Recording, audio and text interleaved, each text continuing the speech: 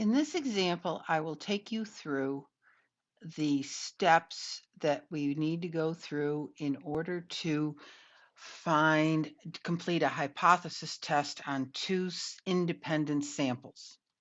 So the example I have here, and I've got all the steps listed here, but I want to go through and show you how I arrived at the various answers. Listed below are the amounts of strontium-90 in a simple random sample of baby teeth obtained from residents in two states, A and B. We're going to use a 5% significance level to test the claim that the mean amount of strontium-90 from state A is different from the mean amount in state B. So here's my data, okay?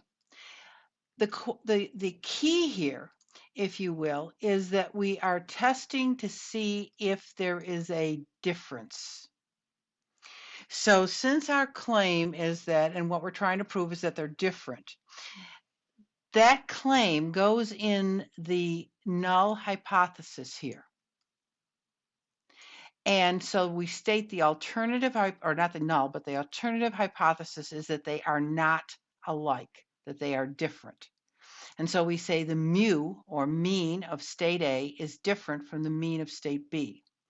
The null hypothesis, okay, in this case, is that the mean of state A equals the mean of state B. Equals always goes in the null hypothesis. Null hypothesis means what the word null implies. No change, status quo. Okay. Once we get to start writing the steps of the hypothesis, we're no longer dealing with the actual problem with strontium-90. We're dealing with just numbers. And so we're dealing with the mean of the state A is equal to the mean of state B is our null hypothesis. Our alternative is that the mean of state B is different. The level of significance is stated here, it's 0.05, but note that if for any reason it's not given, okay, then what we want to do, we can just simply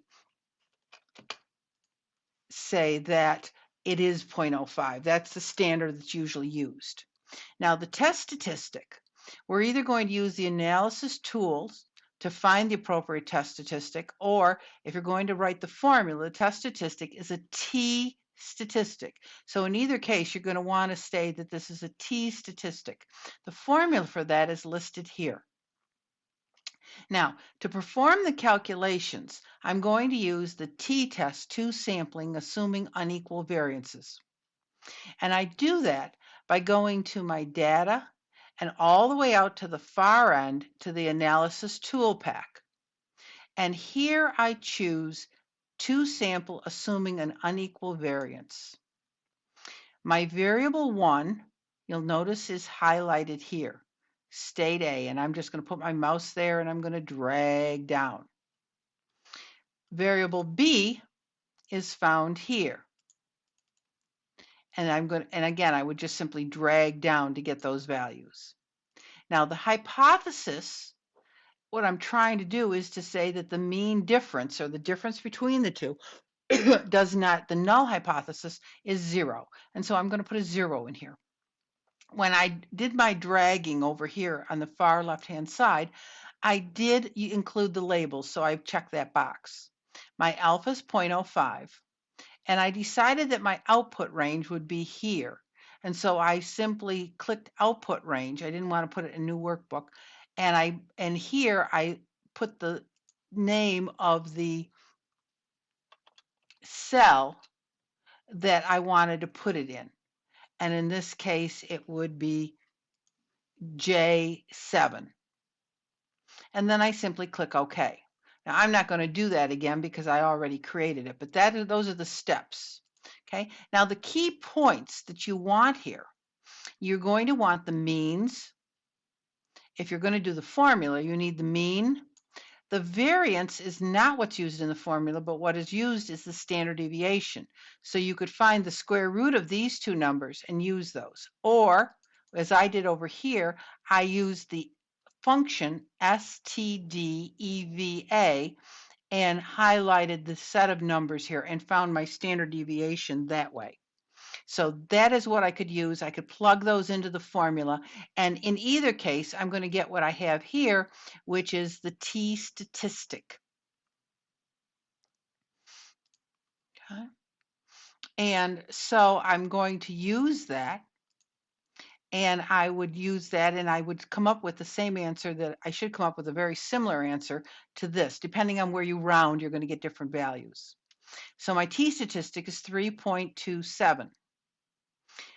If I read it from the analysis results, the critical value is going to be down here. Now, be sure, I'm not using, this is not a one-tail. I'm not trying to prove greater than or less than. I'm trying to prove a two-tail test. So my critical value is 2.12, and it's a plus or minus because it's a two-tailed test. Okay. So those are my calculations. Once I get my calculations done, then the next part of this is to write the statistical conclusion. Notice I'm dealing just with numbers here. I can do one of two things. I can either compare the t value to the critical value. In this case, the t value, 3.27, falls outside of the range plus or minus 2.12. So therefore, I will reject the null hypothesis. Or I could state my statistical conclusion and say the p is the p significance. Well, p is 0.0, and I've got that value here. P is 0.0049, and it is less than 0.05. So therefore, I would reject. You should come up with the same conclusion either way, but you may choose either method for proving that. Now, in the very last step, I answer my question. Was there sufficient evidence, okay, to state the claim that the mean amounts is different?